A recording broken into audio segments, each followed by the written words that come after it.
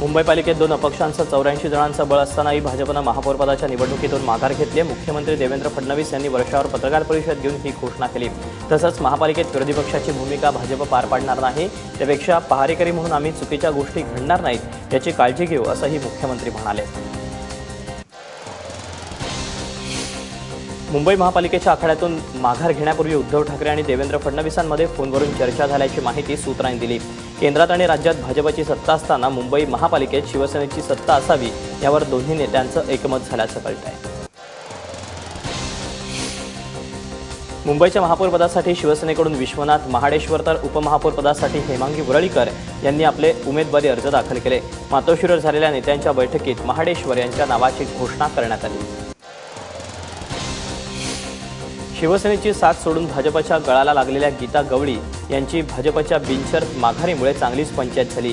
गीता गवळी यांना भाजपकडून स्थायी समितीचं सदस्यपद आणि आरोग्य विभागाच्या अध्यक्षपदाचं आश्वासन मिळालं होतं, मात्र आता भाजप मुंबई महापालिकेत कुठलीही निवडणूक लढणार नाही, त्यामुळे गीता गवळींची मोठी अडचण झाली आहे। शिवाजी पार्कालगतच्या सेल्फी पॉईंटसाठी सेल्फीच राजकारण करणाऱ्या स्थानिकांनीच राजकारण्यांना धडा शिकवलाय। सेल्फी पॉईंटसाठी राजकीय पक्षांना देण्यात आलेली परवानगी नागरिकांच्या विरोधानंतर रद्द करण्यात आली। सेल्फी पॉईंटला विरोध दर्शवण्यासाठी स्थानिकांनी शिवाजी पार्क परिसरातल्या वॉर्ड ऑफिसरला निषेधाचं पत्र दिलं। ओला उबेर सारख्या कंपन्यांच्या टॅक्सींनाही महाराष्ट्र सिटी टॅक्सी नियम 2017 लागू करण्यात आला।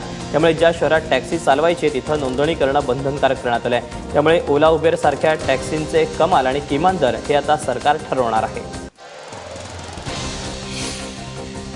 किरवले यांच्या राहत्या घराच्या व्यवहारावरून त्यांची हत्या झाल्याची माहिती सूत्रांनी दिली। या प्रकरणातील आरोपी प्रीतम पाटील हा किरवले यांचं घर विकणार होता। किरवले यांनी घराची किंमत वाढवून मागितली होती, मात्र आरोपी प्रीतमनं घरासाठी दिलेली ॲडव्हान्स रक्कम परत मागितली होती। याच कारणावरून दोघांमध्ये वाद झाले होते। 12वीचा पेपर पुन्हा व्हॉट्सॲपवर व्हायरल झाल्याचं समोर आले। लातूर जिल्ह्यातील देवणी तालुक्यातील भणे गावातल्या महादेव माध्यमिक आणि उच्च माध्यमिक विद्यालयात राज्यशास्त्राचा पेपर व्हॉट्सॲपवर फिरत होता। हा पेपर बाहेर आल्यानंतर परीक्षा केंद्रावर परीक्षार्थींना त्यांचे पालकच कॉपी पुरवत असल्याचं चित्र पाहायला मिळालं। पुण्यात रस्ता ओलांडणाऱ्या मुलीला चारचाकीची धडक देणाऱ्या पोलिसाच्या मुलाला अद्यापही अटक झाली नाहीये। 26 फेब्रुवारीला येरवड्यात घडलेल्या घटनेप्रकरणी शुक्रवारी गुन्हा दाखल करण्यात आला। अभिमन्यू जगताप असं मुलाचं नाव असून अभिमन्यू वरिष्ठ पोलीस अधिकारी प्रताप जगताप यांचा मुलगा आहे। उल्हासनगरमध्ये प्रियकरानं प्रेयसीची गळा चिरून हत्या केल्याचं उघड झालंय। सोमवारी शहरातल्या गोल मैदान परिसरात वंदना जगताप नावाच्या महिलेची गळा चिरून हत्या झाली होती। पोलीस तपासात हा खून सुरेश सिजवानी यानं केल्याचं उघड झालं। सिजवानी आणि वंदना यांचे प्रेमसंबंध होते आणि त्यातूनच हे हत्याकांड झाल्याचं समोर आलंय। पुण्याच्या कोथरूडनंतर दिघी परिसरात बनावट नोटांवर कारवाई करण्यात आली, मात्र या दोन्ही कारवायांचा पोलिसांशीच संबंध असल्याची माहिती सूत्रांकडून प्राप्त झाली। या कारवाईत काही रक्कम ही कनिष्ठांपासून वरिष्ठांपर्यंत विभागून घेण्यात आली, मात्र हे प्रकरण अंगलट येताच 1,35,00,000ची रक्कम पुन्हा एकत्र करण्यात आली। ठाण्यात 1 कोटी रुपयांच्या जुन्या नोटा जप्त करण्यात आल्या। ठाणे गुन्हे अन्वेषण शाखेनं ही कारवाई केली। रेतीबंदर परिसरात अमित गार्डन हॉटेलजवळ एका कारमधून एक व्यक्ती 1000 आणि 500च्या नोटा घेऊन आला होता।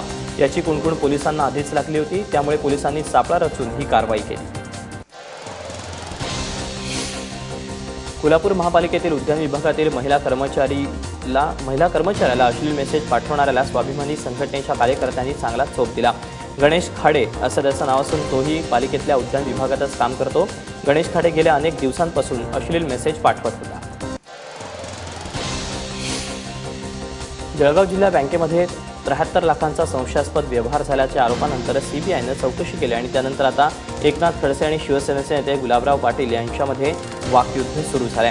गुलाबराव पाटलांनी खडसेंवर टीका केल्यानंतर पत्रकार परिषद घेऊन एकनाथ खडसेंनी गुलाबराव पाटलांवर जोरदार टीका केली। आपल्या व्यस्त जीवनात तब्येतीसाठी महिलांनी काही क्षण काढावेत असा संदेश देत ठाण्यात एका खास सायकल रॅलीचं आयोजन करण्यात आलं। नऊवारी परिधान करून या महिला सायकल रॅलीत सहभागी झाल्या होत्या। प्रसिद्ध मॉडेल आणि अभिनेते मिलिंद सोमण यांनी यावेळी उपस्थिती लावली होती। गडकरी रंगतापासून या रॅलीला सुरुवात झाली। दरम्यान 19 तारखेलाही चालण्याच्या स्पर्धेचं ठाण्यात आयोजन करण्यात येणार आहे।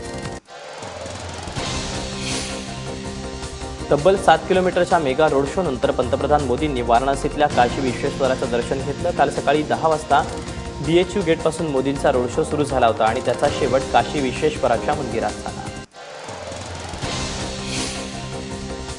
पायलट सॅम कोलमन आणि नेव्हिगेटर डेझी कोलमन या बूस्टर जेट संघाच्या जोडीनं P1 powerboat Indian grand prix of the सीजमध्ये पहिल्या 2 शर्यतीत बाजी मारली. सॅम आणि डेझीनं पोल पोझिशनवरून सुरुवात करून 15 लॅप्सची पहिली शर्यत आरामात जिंकली. मग दुसऱ्या शर्यतीत सुद्धा याच जोडीनं विजय साजरा केला. ग्रांड प्रीच्या दुसऱ्या शर्यतीनंतर मिरची मॅक्स ब्रिक्स संघाची पॉवर बोट अचानक पाण्यात उलटली. शर्यत संपल्यानंतर ही घटना घडली. मात्र सेफ्टी बोटच्या मदतीनं पायलट जॉन डॉनिली आणि नेव्हिगेटर केविन बर्डॉक या दोघंही सही सलामत बोटीतून बाहेर पडले. दोघांची तब्येत अगदी ठणठणीत आहे.